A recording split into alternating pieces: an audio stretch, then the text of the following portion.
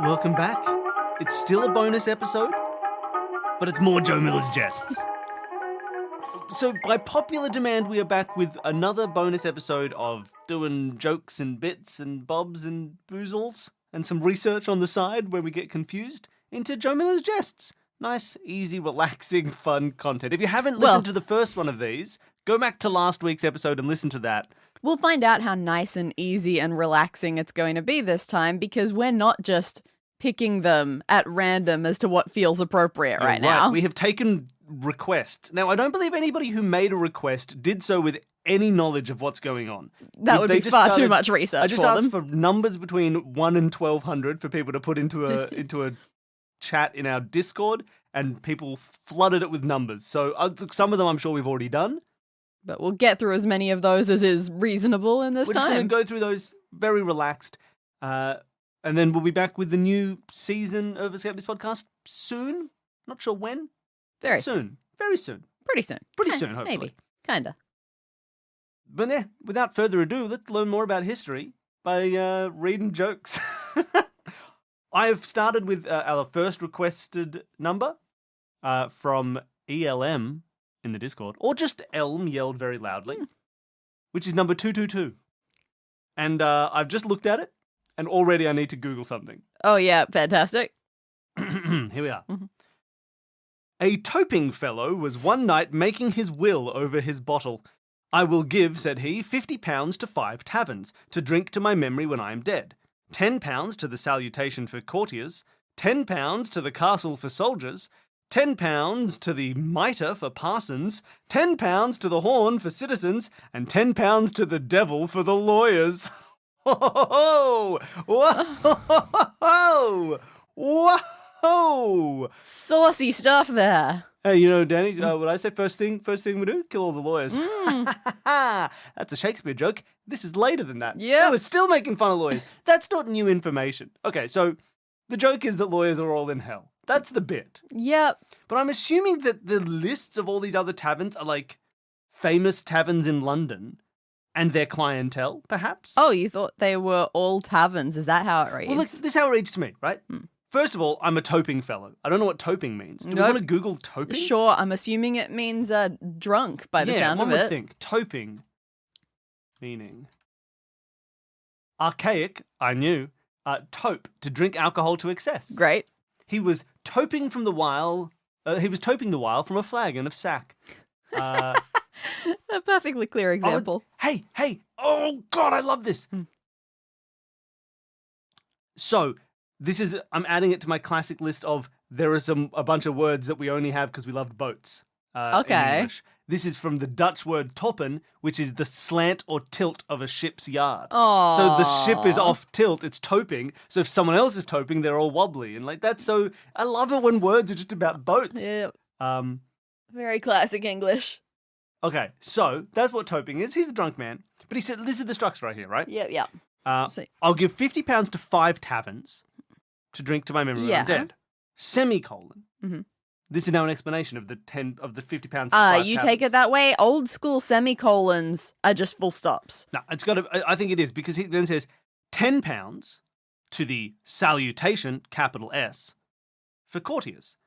£10, that's now another 10, to the castle, capital C, for soldiers. £10 to the mitre for parsons, £10 to the horn for citizens, and then the fifth lot of £10 to the devil for lawyers. Okay, I didn't know that it split up to 50. It splits to 50. Wasn't it £50 each to those taverns? No, I think it's just £50 to 5 taverns, meaning I will split up £50 to these taverns. And I guess these are ones who had known clientele, like, go to the salutation, that's where all the courtiers hang out and drink. The mitre for the parsons? I guess the parsons drink at the mitre. That's... All right, I'm going to try and find out. I'm going to go salutation. It definitely wasn't how I interpreted it, but you are the one who's reading it. The Salutation Tavern opened in 1662. All right. Oh, it's so good. Who clients there? It's the tavern where Sir Christopher Wren did some stuff. Okay. Oh, no, that was the Salutation and Cat. I don't care about that. How foolish. That's in Newgate. Hey, I know the way to Newgate. Steal from a guy. It's so hard to find out. And I don't want Boston's first licensed tavern. The Salutation Tavern. Opened in 1662, stood on the northeast corner. Oh, this is a plaque. This is someone writing. No, this is the Boston Tea Party. All right, we've got to look up a different one. Clearly, the Salutation is too common a name. Yeah. Look up the Mitre. Mitre Tavern. There's one in Melbourne. Oh, come on. If only we were better at Googling old Charles Dickens Tavern. Ooh. No, that's another tavern in Melbourne. Called the Charles Dickens Tavern. They tricked us. Okay. Historical London taverns. I don't know if we know that it's definitely London, do we? No, we don't, but you never know. Why would they talk about anything other than London? I mean, I suppose we're finding out about these things. I think this is not a thing to, like, double check. I think this is our source. That if you went in the 1700s to the Salutation, you'd expect a bunch of courtiers there. The parsons all hang out at the Mitre. The Horn is a classic one. Maybe the Citizens. Maybe we'll know that one because it's the Citizens Tavern. Horn Tavern. I'm going to say London. I'm putting London in there. Site of the Horn Tavern. Ooh. In London. Is now 29 Knight Rider Street.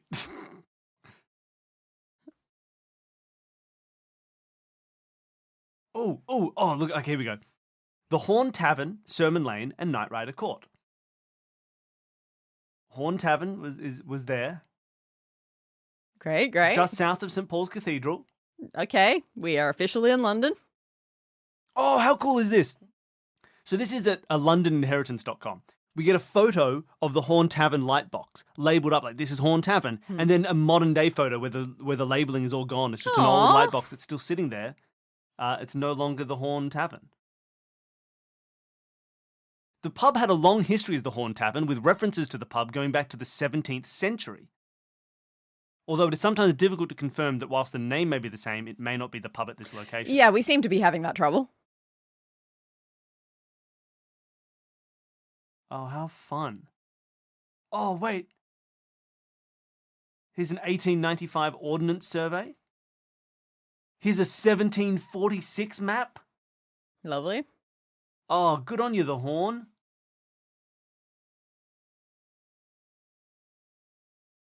How fun. Well, there you go. And now we know. Oh, there is a Dickens reference to the original tavern name. Oh, yeah. Because we all know that Dickens loved Joe Miller, by the way. He was a citizen. And Dickens was a citizen. Okay. So there you go. We found out about all these fun little taverns. If anyone's ever if you travel back to 1700s England and you're like, oh no, I need to go get a drink, but I don't want to hang out with any citizens, go to the Mitre where all the parsons are. All right, well, that was number 222, and we learned about some taverns. Interesting. I'm having fun. Danny, Sam last name requests joke 789. Okay, all right. Which is in itself a joke. Because it was my school bus number in high school? Exactly, and that's a joke. All right. There's a person's name, but I don't know if we need to Google it. They explain it pretty well. Let's see if the context is clear. Okay. The late celebrated penurious H. Jennings Esquire, who was reputed to be the richest commoner in England, when at the age of 92 was applied to by one of his tenants. Okay. Then in the 80th year of his age, all right, to renew his lease for a further term of 14 years. When, after some general observations... Oh my God, this is such a convoluted set of sentences. Please? Mr. Jennings coolly said, "Take the lease for 21 years or you will be troubling me again." Hold on. Wait, how old was he? 92. Okay. And the guy who was 80 was like, can I have a lease for 14 years? Yes. So he'd be 94. Did Mr. Jennings think he was going to live to 106, but not to 113? I'm so confused. Wait, what is the joke here? Hold on. I mean, I'm pretty sure it's, I'm old, don't bother me. Yeah, I mean, I guess it's like, take a longer rent so that one of us will be dead by that time. But it feels like the numbers must be relevant. Okay, hold on. The late celebrated penurious H. Jennings Esquire. Penurious. Is that rich or not rich? or anti? Yeah, it's clearly money.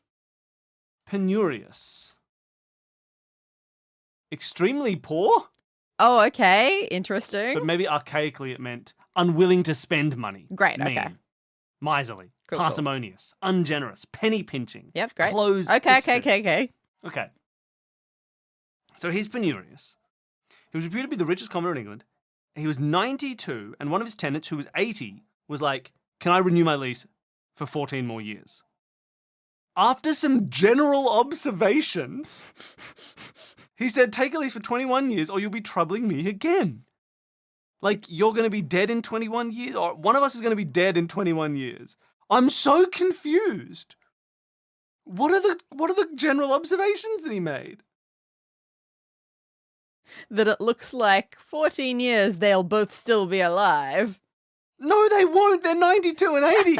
This is all a moot point, Mr. Jennings. What was the life expectancy back then? Maybe Not it was 92. Maybe it was so extraordinary that they were both already past 80 that they figured they could live till at least 110. But not more than that. Yeah. Just exactly that age. I'm so confused. In 14 years, one would be 94 and the other would be 106. Yep. But in 21 years, one would be 101 and the other would be 111. 113.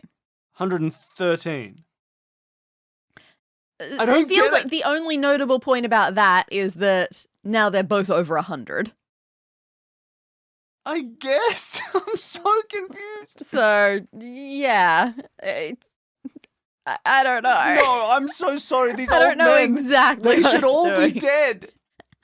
Maybe, is there something, what was the name of the guy? Maybe he's a real person. We can Google him. What's his name? H. Jennings Esquire? H. Jennings Esquire. I assumed he wasn't real, based on the fact that they actually explained a bit of a fake bio for him. Yeah, okay, let's get out of here. This is very strange. I I'm don't know sorry. the joke. If anyone knows the joke, please contact us. The joke is that they're almost dead, but not quite dead. But then I why are sorta they so get that. specific? Okay. Now, we were requested number 2, but I believe we've done number 2 in our first episode. So, sorry, Rhett Sammies. Nothing for you. Which one was it? Just to remind them. As a reminder, number 2 was The Civil Orange. the Civil Orange. Now, that was a good bit. This is no Civil Orange, I think, Yep. is a good bit. Okay, what's next? 1200? Give it a shot. Shall I try and I'm Yep. just going to have to find on page. I'm not scrolling all the way down to 1200. Find in page 1200. Thank you. Ooh, here we are. A Franciscan one day, mounted on a showy horse, was met by a burgess, who reminded him that being of the Order of St. Francis, he was obliged by vow to follow him. But he went on foot, and you are on horseback. Alas, replied the friar. Oh, I said, hold on, let me try and reinterpret Yeah, that. cool. Who reminded him that being of the Order of St. Francis, he was obliged by vow to follow him, St. Francis. Okay. But he went on foot, and you are on horseback. Oh. So he's saying by riding a horse, you're not following St. Francis, who didn't have a horse. This is where I'm at interpreting it so far. Alas, replied the friar, you have reason to say I ought to follow the holy founder of our order, but 'tis so long since he went before that it is impossible to overtake him on foot, and it will be hard to do it on horseback unless I spur along. I don't mind it. I don't mind it. Sure, is it anything? No, not really. It's just like, hey, you're meant to follow St. Francis, get off your horse. He's like, how can I? He's so far ahead of me, man. Do you know how long That's ago pretty he fair. lived? I gotta catch up. I need a horse to catch up to that guy. I'm cool with that. That's a good That bit. makes sense. Is there anything Googleable? What's a burgess? Is that someone who, like a burgermeister? Yeah, that's sort of where my head went as well. Just some sort of town mayor. Burgess was a British title used in medieval and early modern period to designate someone of the burgher class. Cool. Originally meant a freeman of a borough or a burg, but later came to mean an official or a representative in the House of Commons. Yeah, cool. That seems fair. But how old is this? It could just be he's just some dude. That's Just a guy true. who lives in a town. Just a townie. Just a townie as a burgess. Not impossible. Oh, I wonder if we know when that change happened.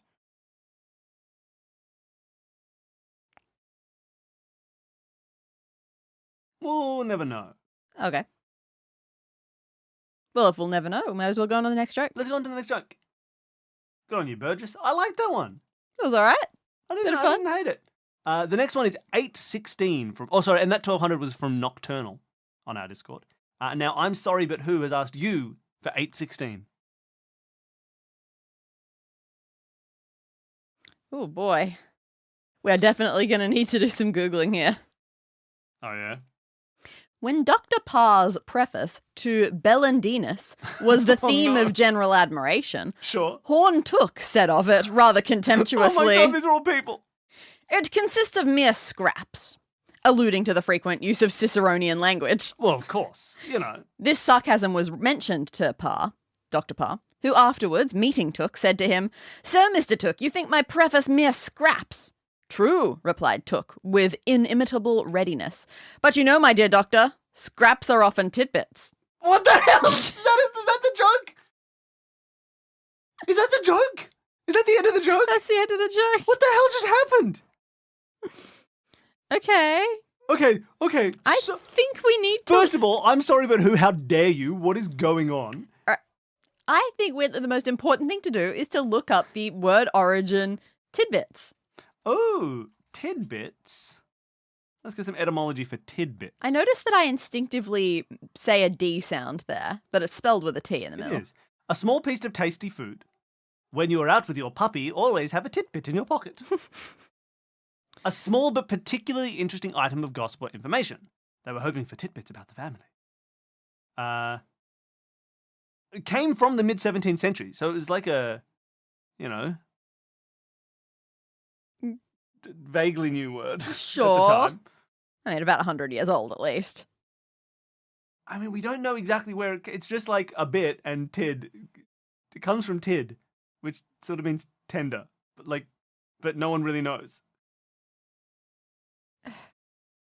I don't know what's funny about this. Could be a small dish of pleasant tasting food. Yeah, but... Why does scraps become tidbits? Well, because scraps can be like food scraps, and he's saying, oh, well, sometimes they can be tasty things. But what is he that's not talking? funny. Also, I would like to know... That's what he's saying. Oh, so you thought my work was trash? Yeah, but sometimes trash is good. I don't understand what the joke would be in that. It's just two people having a conversation. Yeah, right? Where's the bit? Where's the joke?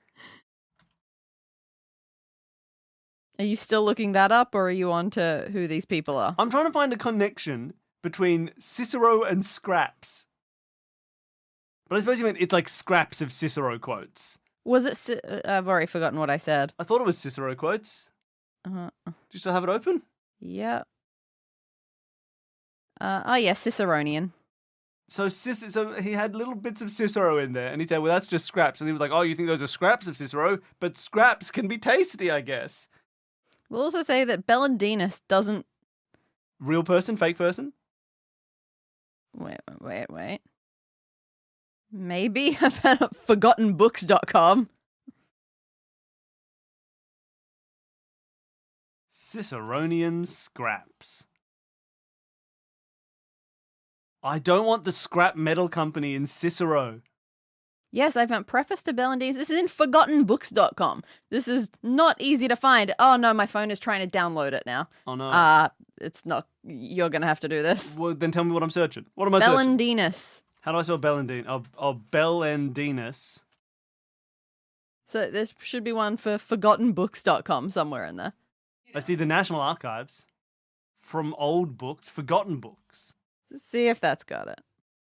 Okay. This is the preface to Bellandinus. Which is what we were talking about. Dr. Parr wrote the preface to Bellandinus. Okay. Did he really? Why does the city of Detroit have this? Why is that where we're finding it? All right, hold on. This is the preface. Is the preface written by... No, this preface is written by H.M. Crittenden. Sorry, Danny.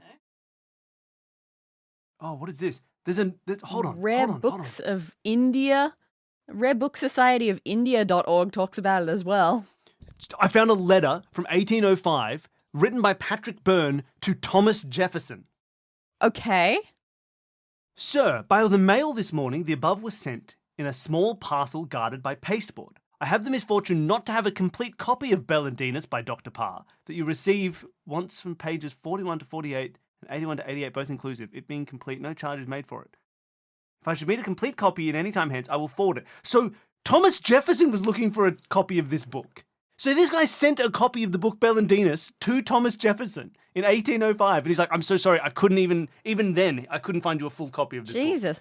Can I say on this Rare Book Society of India one, I can't open it because, again, it's a 194-page PDF. But what I'm seeing here is the words labeled Bellandinus. This alludes to the Latin dedication and preface which Dr. Parr, seated next to him, contributed. So did he just write a preface to this book completely in Latin? Thomas, maybe. Was Thomas that Jefferson, why it was so trashed? Thomas Jefferson received a gratis copy of Samuel Parr's, a free translation of the preface. He did a translation of it. A free translation of the preface to Bellandinus, containing animated strictures on the great political characters of the time, from 1788. What the heck? This is hey everyone, follow us down this mystery rabbit hole, trying to figure out what's going on. I'm going to see if I can find this book by just literally copying that thing, sticking it into I am now going down and I'm just getting links that are written in Latin. Okay. I found a copy on Google. Let's find a preview of it. Or we can read the whole thing free of charge. A free translation to the preface of Bellandinus, containing animated strictures on the political character of the present time. Advertisement. If the learned author of the following preface had condescended, but with an F in it. Oh yeah, we've got the S's that look like name, F's now. Motives of delicacy would have restrained us from translating it without the express sanction of his approbation. As he has not done this, we may indeed indulge conjecture concerning him. But conjecture is in its very nature vague, and of necessity it is often fallacious. Can I just ask about that word, what was it? Sanction or something was in there? Yes, his express sanction of What is that tea? I think it's just got a little piece of dirt on it. I don't think it's you a sure? fancy tea. That looks like a fancy tea. I could be wrong. I think that... Oh, no, there might be something we see through the page, because these are scans of incredibly thin pages. So we can see the other text on the other side of the page. I don't know. What is this? Sorry, everybody. There's dedications. Don't want any dedications. Get out of here, Joe Miller's Jests. We're reading Bellandinus. Did he write full poems for all of these dedications? Those are long. The 3 books which this volume contains, written by Bellandinus, have long been remarkably the spelling scarce. of Bellandinus changed throughout the years. We have recovered them from the dust and darkness of libraries. We have taken pains to render them both more deserving of public attention and more easily attainable. We indulge, therefore, the well-grounded hope that our diligence will receive the grateful acknowledgments of the learned. Concerning the writer himself and the order in which these works originally appeared, we have subjoined a few remarks at the conclusion of this preface. Okay, this is very scrappy, Danny. I know scraps turn into tidbits. Oh, look, it is written in a style of the purest Latinity, and indeed, we may say almost verbatim in the language of Cicero himself. Okay, just a big Cicero fan, this guy. Not Sisyphus fan, that's very different. Oh, okay. So this is like a preface to a translation of an ancient text, and in that preface he said it was scrappy. I'm out of here. The fact that Thomas Jefferson couldn't get a hold of this book means I'm not even going to try. All right, well now, last thing, we should look up if Horn Took was a person. Oh, Horn Took? I'm going to look up Horn Took. How do I spell Horn Took? Horn with an E on the end, and Took with an E on the end. John Horn Took is a politician. Okay. From 1736 to 1812.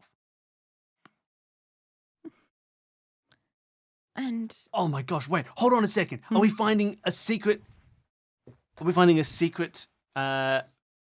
medieval gay man? Oh, really? Everybody put on your queer history hats. Let's have a look. Here's why. Okay. Listen to this. Mm-hmm. John Horn Took, known as John Horn until 1782, when he added the surname of his friend William Took to his own. Oh, yeah. Come on. Was an English clergyman, politician, and philologist associated with radical proponents of parliamentary reform. He stood trial for treason in 1794. Wow, it took him a while to kill him. He didn't die for almost 20 more years. Okay, he was a teacher.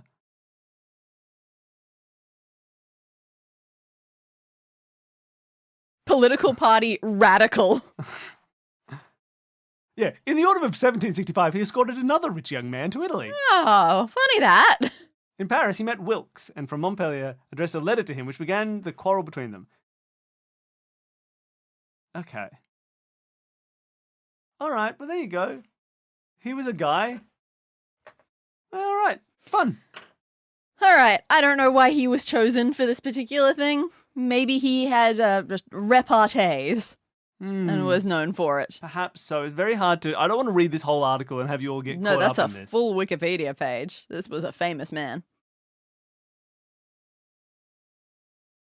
Okay, wonderful. All right, so I seem to be getting the difficult ones today. Nah, that one was easy. We got it. We understood it. That's great from a history perspective, not great from a humour perspective. Well, back to me, and Chaos Modifier has suggested doing 13. So here we are with 13. Joke number 13. Another is a short one. Oh, good. Another poet asked Nat Lee if it was not easy to write like a madman as he did. No, answered Nat, but it is easy to write like a fool as you do. Oh, Nat Lee. Okay, Nat Lee. Nat Lee is apparently a poet who wrote like a madman? Right?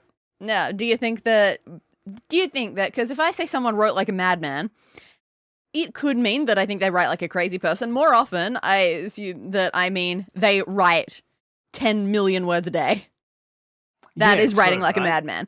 I have no idea if 300 to 400 years ago that would have been an acceptable interpretation. Okay, it's probably not the poet Nathaniel Lee. Really? Seems very plausible.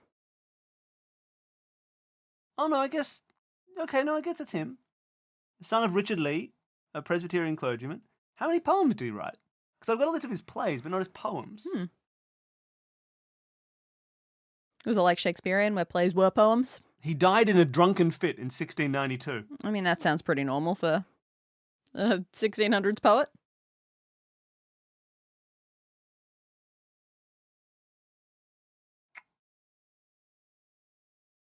I'm intrigued. You know what? Maybe it is about writing like a madman. Not writing's too much.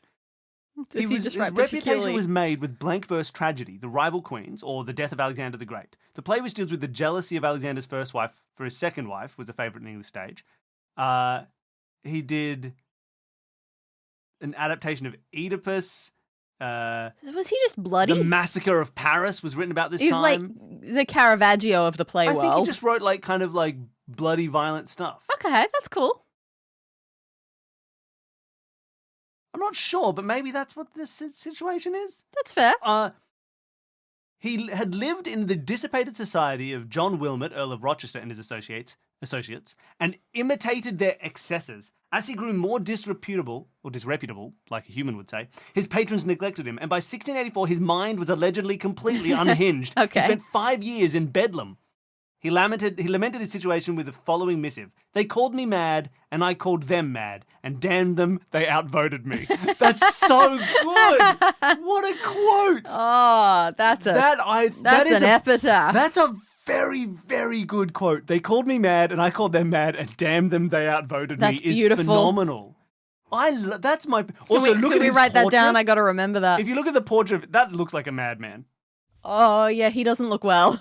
That's an amazing quote. Can we all remember this quote? They called me mad and I called them mad, and damn them, they outvoted me. As a Nathaniel Lee quote is write it down good. Right now. Make it your Discord username or something. Yeah, put your MSN name. Add it to your MSN Messenger name, because that's so good. We need a reminder of this one. I love That's a good quote. Can we write it down? Danny? Yes. Somebody, you know what? Hey, if you're listening... You do it while you're editing. If you're listening to this right now, email us that quote. Okay, thank you. Oh no, that's a terrible idea. I don't need to take notes. I can get the audience to take notes for me. Especially when this comes out, we're going to have forgotten. Not all of you, just the first one. All right. That's a good quote. I love this. I love this game. Actually, no, yeah. If you email it to a second, you get 5 points. I see. But if you email it first, you're disqualified. Disqualified. All right. Thank you. That was a good one. I like that. We learned about Yeah, you're getting the good ones. Well, you're getting number 99. All right. Suggested by Muskegee. We're going to get through nowhere near this as many as have been requested. I'm sure not. Because we're half an hour in already. Okay. All right. All right. Let's go. An Irishman being at a tavern where the cook... Which tavern? Was it the Horn? I don't know. Was it the devil? Was it the Salutation? I don't know. An Irishman being at a tavern where the cook was dressing some carp observed some of them move after they were gutted and put into the pan. Lovely. Which, very much surprising Tague, I guess the Irishman is called Tague now. Sure. Which, very much surprising Tague. Well now, Faith, said he, of all the Christian creatures that I ever saw, this same carp will live the longest after it is dead of any fish. Wait, hold on. You can't just say stuff. Hold on, okay. Of all the Christian creatures that I ever saw, this same carp will live the longest after it is dead of any fish. I mean, does that mean, is there a joke there? It's just like that fish still looks like it's alive. Yeah, There's got to be a reference to something. Is there religious allegory in here that I don't understand? Do I not understand some Christian... I'm going to Google fish Jesus stuff. All I know is carp. Jesus made a lot of fish at one point or something. He did make a lot of fish. He did feed people with a lot of fish. But that doesn't feel relevant. Seem like it's relevant here.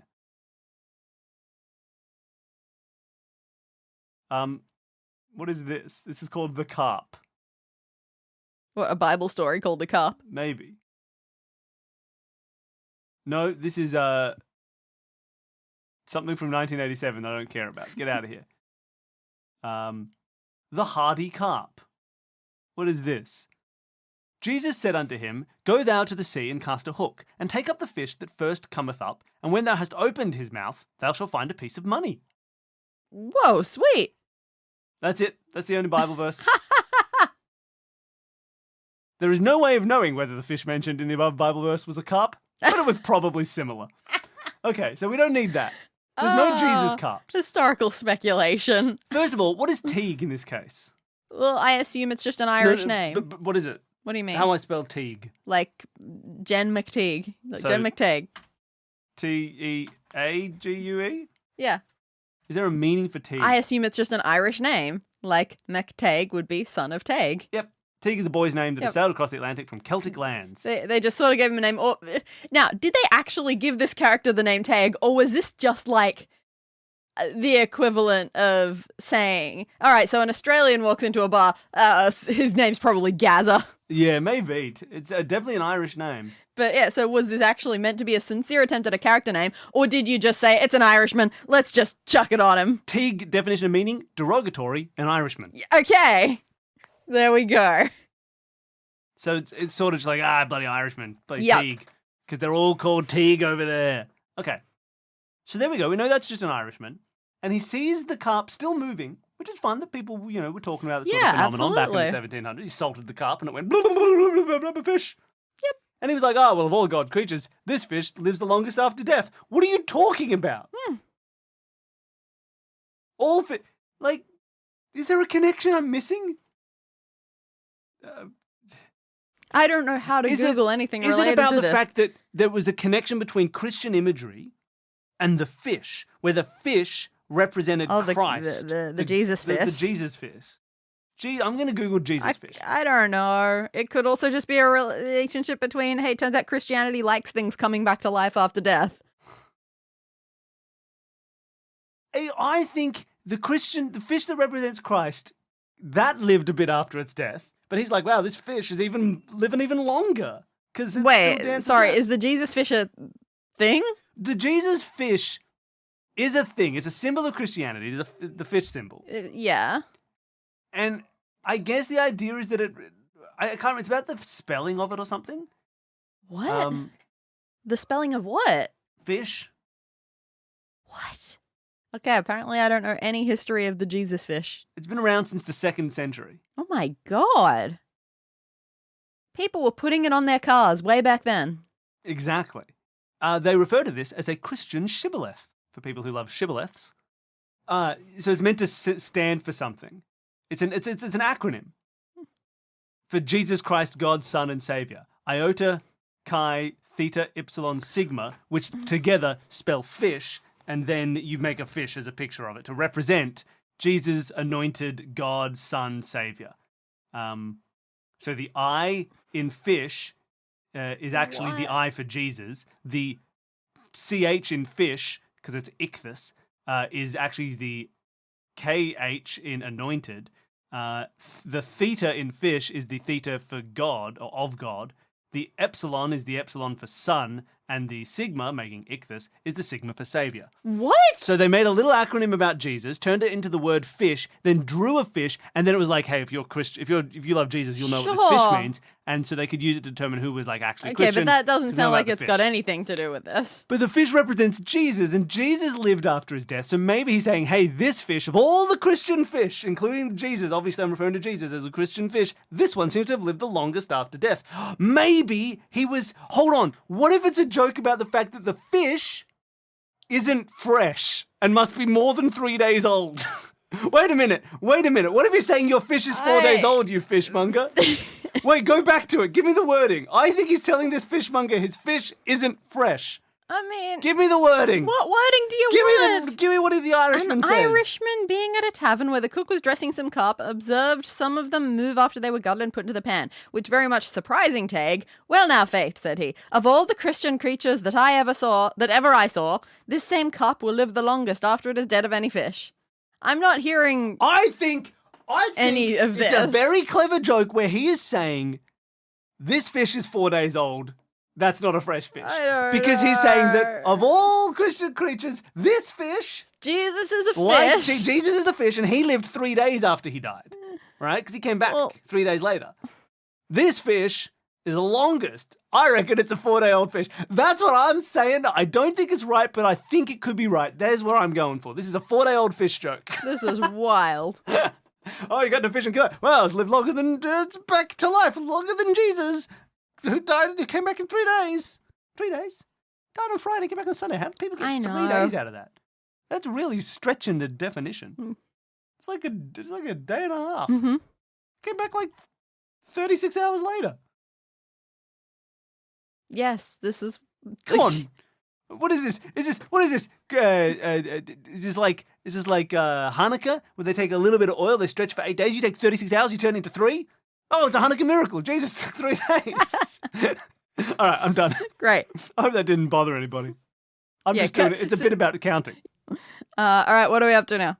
What did we just do? That was 99, and that was me saying it. Why am I getting such insane ones? Tanner has asked for 4, but we didn't do 4. Okay. I really thought we would have done 4, but we stopped at 3. I got bored of the early ones quite quickly. All right, so this is number 4 for Tanner. But these are the early ones, straight from the lips of Joe Miller. Oh, wait. No, we did do it. Oh. Because I remember this one. I saw the word termagant.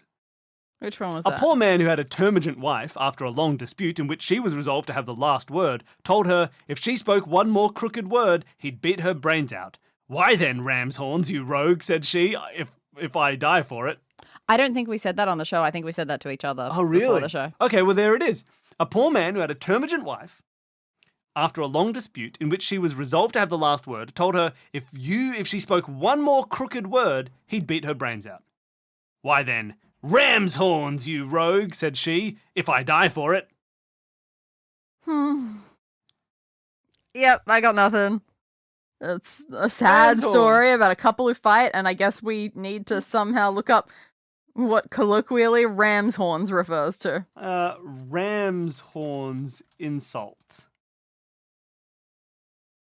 The sign of the horns. Mm-hmm. Yeah. In many Mediterranean and Latin countries, such as Colombia, Greece, Italy, Portugal, Spain, and Mexico, when directed towards someone, pointed upwards and or swiveled back and forth, the sign offensive implies cuckoldry. Okay. So is she saying it's not your son that I'm pregnant with? Not your child that I'm pregnant with? Wait, does termagant mean pregnant? I assumed it meant angry. Oh, wait, good point. I just saw the word termagant. Yeah, never mind. So I guess she's saying I'm cheating on you. I think she said I'm cheating on you. What does termagant mean? Sorry. Well, if you're going to kill me for talking, I might as well say I'm sleeping with your best friend. I think so. This is a sad one. I'm moving on from this one. No more ram's horns for anybody. We're jumping straight to 710, as suggested by Tom.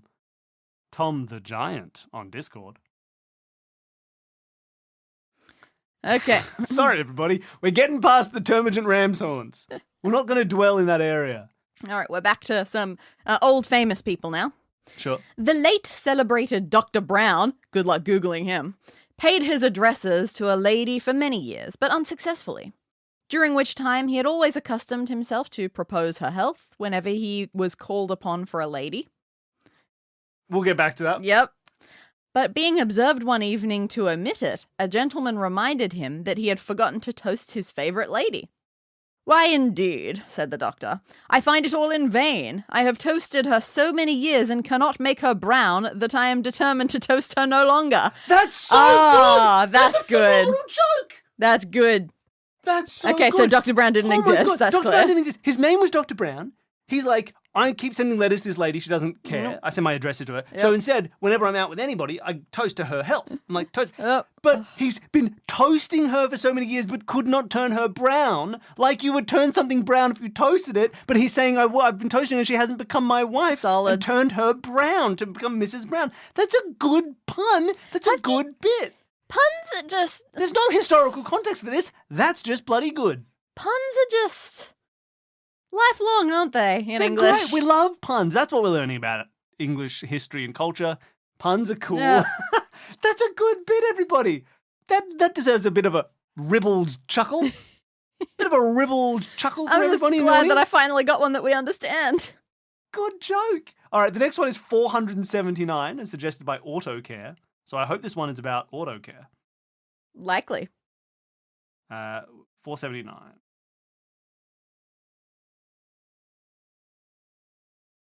Ooh. This is a King Charles one. Everyone loves King Charles. Excellent. Jokes. Should I update it? I'll update it for a modern audience. I don't know. It might end with his beheading. I'll update it for a modern audience. King Charles the Third, Ooh. being prevailed upon by one of his... It was actually the first, everybody, in case you're wondering which King Charles it was the first, which makes it pre-Civil War rather than post-Civil War. It's like Civil War. The start of the Civil War. King Charles I, being prevailed upon by one of his courtiers to knight a very worthless fellow of mean aspect, when he was going to lay the sword upon his shoulder, the new knight drew a little back and hung down his head as out of countenance. Don't be ashamed, said the king. 'Tis I have most reason to be so. So he bowed his head a little bit, as is custom, and the king said, "Oh, you look a little embarrassed there. Don't worry, I'm embarrassed to be doing this." I guess He was so. just a bad knight. And What is the sentence to hung down his head as out of countenance? What is countenance not... I don't know. I visualize this like politeness of Here's some the only sort. time in my life I've ever heard the term countenance. Yeah. When I was at school, I went to a Catholic school, and we sang hymns in Catholic school. And in one of the hymns is the line, "The Lord lift up the light of his countenance upon you." I was going to say, actually thought, now that I think about it, the countenance was just like your bearing or the way you held A person's yourself. face or facial expression. Oh, okay. Support or approval. She was giving her specific countenance to the occasion. Okay, so it was as if he was like waiting for the sword to get to him. Admit as acceptable or possible. He was reluctant to countenance the use of force. Okay. So maybe you were countenancing the knighting. Yeah, that does is sound a part little of the familiar knighting now that method you is use to that example. countenance the knighting. You Cool. drop it. So it's just a physical acceptance. I guess so. And the king was like, he hung your head down. He's like, to get knighted. He Yeah. was like, oh, you're dropping your head out of shame. I'm the one who should be ashamed. I'm knighting you, Now, idiot. do you think that this is just funny because it's someone insulting someone, or do you think there was something particularly funny about the idea of King Charles in this context before? Either that King Charles would have totally done something like this, or would have never done something like this. True. If we're post-Civil War when the joke's being written, we probably didn't like King Charles. I don't know. I don't know how much people cared about civil wars 100 years later. What are you looking at? King Charles I, public opinion? No. Because it's true, probably not great for the time. I'm just getting all the people that King Charles III has knighted. Don't worry about it. No, that seems like a difficult one to find. That might take some time. Get out of here. Well, thank you, AutoCare. I don't even want to look this one up. Keith Moser, the ghost of Keith Moser, has requested 22. Woo. Can you find 22? And given how long we've been going, we might only get a couple more in. Yeah, we'll wait. We'll finish on a good one, obviously. Oh, of course. We have to finish All when right. one really gets us. Oh boy, more religion. Okay. A country clergyman Sure. meeting a neighbour who never came to church, although the old fellow of above 60, he gave him some reproof on that account and asked him if he never read at home. No, replied the clown, I can't read. I dare say, said the parson, you don't know who made you. Not I, in truth, said the countryman. A little boy coming by at the same time. Sure, okay. Who made you, child? Said the parson. God, sir, answered the boy. Why, look you there, quoth the honest clergyman. Are not you ashamed to hear of a child of 5 or 6 years old tell me who made him, when you, that are so old a man, cannot? Ah, said the countryman, it is no wonder he should remember. He was made but to the day. It's a great while, master, since I was made. Okay. All right, so we don't need any historical context for this one. It was, you don't go to church, and clergyman's like, man, do you even read? Maybe meaning, do you read the Bible? The only book that existed in the 1700s. And he says, no, I can't read. He goes, oh, so you don't even know who made you? No, I've got no idea. Kid, who made you? God. And he's like, well, he'd remember. He's a little kid. He was only made 5 years ago. So we are past the time where it was expected that country folk just couldn't read necessarily, because this was a country clergyman going around. Yeah. So there was some possible expectation that your random country neighbour could read. That's good to know. I really thought that this was building up to another your mum joke, like the Cicero one we had last yeah, episode. it felt like there was going to be something there. But yes, this no, replied the clown, I can't read, intrigues me a lot. Because he's a loser. He can't read and he doesn't go to church. He's a clown in the eyes of this Then I suppose writer. there is a slight chance that if we look back, there will be some different implications of calling someone a clown 300 years ago. I can't imagine there was ever a different inclination. Yeah, right? You know, it's a clown. He's a clown. I assume, but I also know that when you go back in history stuff, you can never assume anything. Oh, I love assumptions. Ooh, I will say, may not have been as specific. Archaically, it's just an unsophisticated country person. Okay, or fabulous. A rustic, as there they we say. go. So it absolutely was worth looking up. It's not. Look it up. It's not a deliberate insult. It's not that we should be gathering that the 1700s folks look down on unreligious people to that overt insulting extent that you would just put it in your joke book. Interestingly, it came from Low Germanic, but it says here mid-16th century in clown, sense 2 of the noun, and sense 2 of the noun is an unsophisticated country person. Right. So it came from Low German, meaning, it seems, specifically unsophisticated country person, and then became a performing fool later on. Wow. When did Is that why the classic clown... When did it do that? Well, picture a classic clown. Yeah.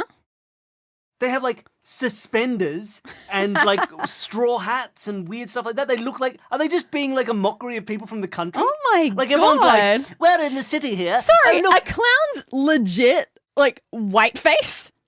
I think they're white Oh face. my god. They're trying to be like, but people in the country wouldn't have white, they'd be darker, wouldn't they? Because they go out, they have to work in the sun. And at those times it was like, I'm pale because I'm so rich, I never go outside. Yeah, so they were bad at being white people, so you could make fun of them.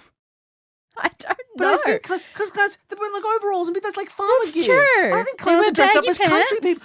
This is amazing. Okay, this is something we're actually learning. Please. Okay. Yeah, this could be a strong finish if we Let's go find this origin being true. of clown costume, I guess. Okay, the first mainstream clown role was filled by Joseph Grimaldi, Yep, who's I'm credited there with too. developing the traditional white face makeup of modern circus clowns. And then an American comedian was inspired by Grimaldi's character. Okay, let's look up Grimaldi then. Let's get some... Yeah, sure. Let's look up Grimaldi. Let's see where he got his... Okay, Joseph Grimaldi. Give me some Grimaldi facts. 1778 to 1837. So that's pretty late as far as, like, the concept of gesturing and things goes. But, yeah, they looked quite different. But clown, he expanded the role of clown in the harlequinade that formed part of British pantomimes. Hmm. So let's look at that. Oh, like, what was the clown Yeah. role? Clown, in this harlequin catalogue of British pantomime characters, so this is like, seems very sort of, a commedia dell'arte, but for British, Yeah. for British kind of. Hey, I will history. say I'm seeing the word whiteface Oh, yeah. in here. Clown was a buffoon or bumpkin fool who resembled less a jester than a comical idiot. He was a lower-class character, the servant of Pantaloon, dressed in tattered servant's garb. You're right. I'm seeing the phrase rustic fool, which was a character from ancient Greek and Roman theatre.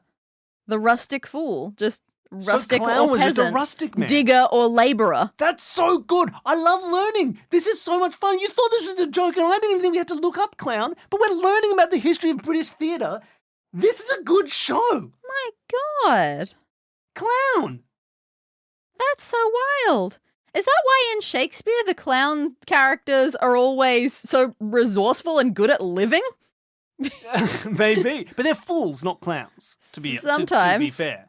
That's so the cool. phrase rustic fool, I'm saying. The rustic fool. Yeah. Okay, It seems clowns like it has a are, close association. inherently country folk. There you are, everybody. You learned something new about clowns today. As did I, as did Danny. Clowning history, and you didn't think you'd get that. Who knew you'd learn about clowns from a joke book? Bizarre.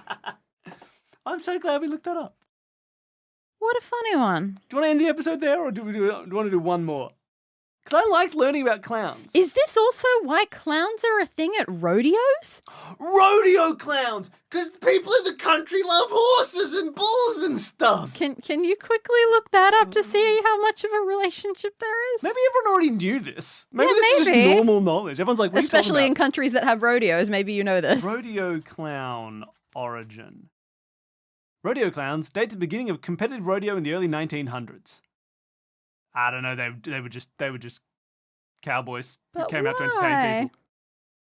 In the early 20th century, with the disappearance of the rustic simpleton or village idiot character of everyday experience, North American circuses developed characters such as the tramp or hobo. So we just really needed a poor person to laugh at, What apparently. we learned at is that city folk love making fun of the poor, and they love making fun of country folk. Especially when the Depression hit. You may be poor, but look how poor this poor man is. Poorer than you, so you should be happy. Yep, so by the 50s, the circus clown, a tragicomic stock character who was a funny man with a drinking problem. Oh, God. All right. Okay, do we finish off with one final joke? Because we didn't get through anywhere near as many things as were requested, but, that's what happens sometimes. It's really bizarre. Shall I try and find the final okay. one? So that was Last one. 22, right? Yep. So the final one, requested by Assassino, is 609. Okay, here we go.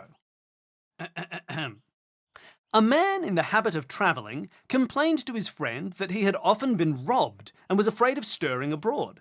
He was advised to carry pistols with him on his journey.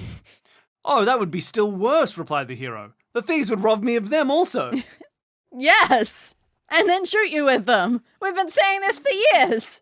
Last episode, we had a please take my wife joke. This episode, a please take my pistols. guns. I think we can leave it there. Yep, that couldn't be clearer. That's a nice, simple one. Don't need to look it up. No, And a very real problem being highlighted. true. Danny, Mhm. I just looked it up. Do you know that back in the 1700s, a pistol just referred to someone from the city? It was all pistols and clowns.